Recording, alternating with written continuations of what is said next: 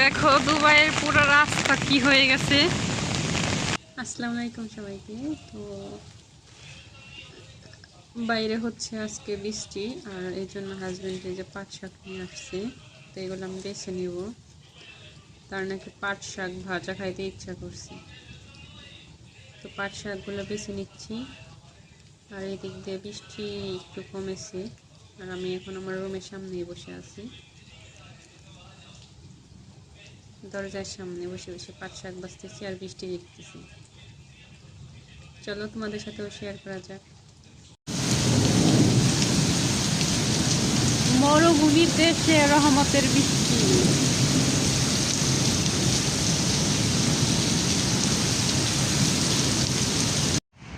তো দেখো রাস্তার পাশে এই গার্ডেনটা অনেক সুন্দর লাগে।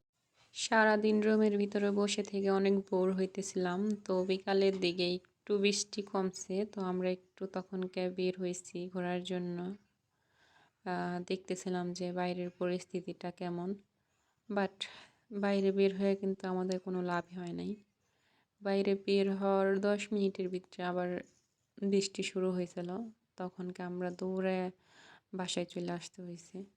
আর এইখানে দেখো এই গার্ডেনের ভিতরে পাথর রাখছে, এই পাথরের এখান দিয়েও প্রচুর পরিমাণ পানি জমেছিল, সেটাই তোমাদেরকে দেখাইলাম। আর যাই হোক, এরপরে কিন্তু আবার বাসায় আসার পরে কিন্তু প্রচুর বৃষ্টি ছিল। তো তোমাদেরকে এখন দেখাবো যে বাসায় আসার সময় আমি কত জোরে জোরে দৌড়াইতেছিলাম, আর আমার হাজবেন্ড আমার ভিডিও ক্লিপসটা নিচ্ছে, হাসি পাইতেছে এখন এটা মনে।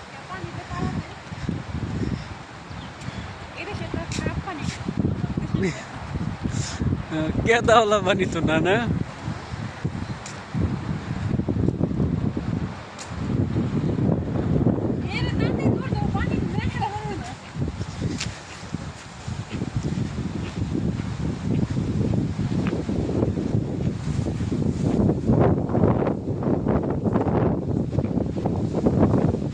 তো অনেক তাড়াতাড়ি করে বাসায় চলে আসছি, আর আসতে না আসতে আবার কিন্তু অনেক জোরে বৃষ্টি শুরু হয়ে যায়। দেখো কি পরিস্থিতি এখন।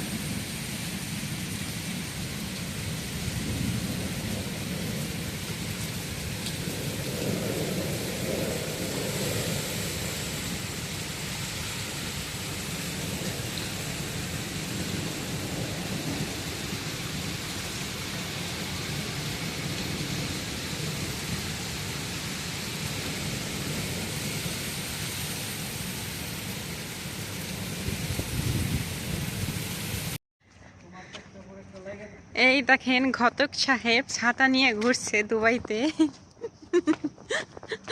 তো এখন কিন্তু আকাশটা একদমই হালকা হয়ে গেছে, মানে বৃষ্টির ভাবটা কেটে গেছে, আর রাস্তা তো কোনো বিকল্প নাই, একদম ডুবে গেছে। আর আমি হাতে কিছু টাকা নিয়ে যাচ্ছি, সিকি টাকা, গ্রোসারিতে যাচ্ছি, দোকানে কিছু কেনাকাটা করব। এইখানে রেখে গেছে।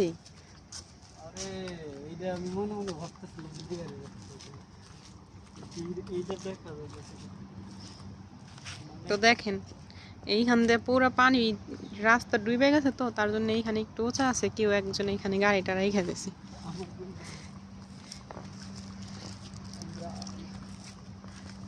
ওই তো দুবাই এর বুর্জ খলিফা। সবচেয়ে বেশি মানে লাগতেছে কি, মানে রাস্তাগুলি যে এরকম ভাবে ডুবে রয়েছে, পানি আর পানি, গাড়িগুলো ডুবে যাইতেছে এমন লাগে। আমি বিগত 4 বছর ধরে দুবাই আছি, 4 বছরের কাছাকাছি মেবি। তো এইরকম মানে বৃষ্টি হয়ে যে রাস্তা ডুবে গেছে, এটা আমি ফার্স্ট টাইম দেখলাম দুবাইতেই। আমরা একদম দুবাই সিটির মাঝখানে থাকি, মধ্যবর্ত। এটা হচ্ছে জুমেরা, হ্যাঁ জুমেরা রোড।